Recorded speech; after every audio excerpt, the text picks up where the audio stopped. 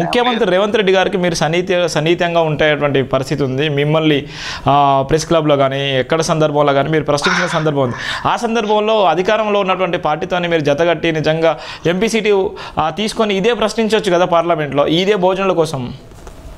అధికారంలో ఉండే పార్టీ ఏమి చేయడం లేదు కదా శివ గారు. వాళ్ళు ఏం చేస్తున్నారు చెప్పండి. వాళ్ళకి ఎక్కడ క్లారిటీ ఉన్నది? ఎక్కడ చూడు దౌర్జన్యాలు జరుగుతూనే ఉన్నాయి.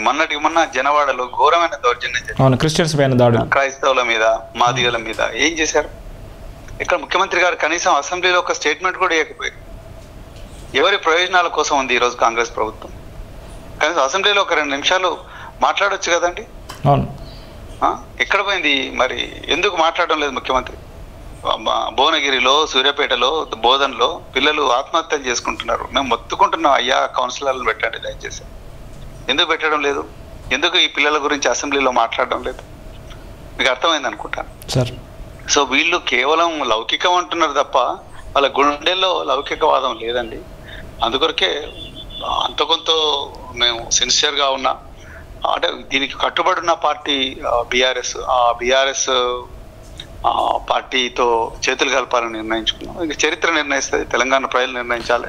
నాకు తెలిసినంత వరకు తెలంగాణలో చాలా మంది కూడా హర్షిస్తున్నారు. నేను ప్రత్యేకించి బహుజన్ సమాజ్ పార్టీ మరి భారత రాష్ట్ర సమితితో చేతులు కలపడం అనేది.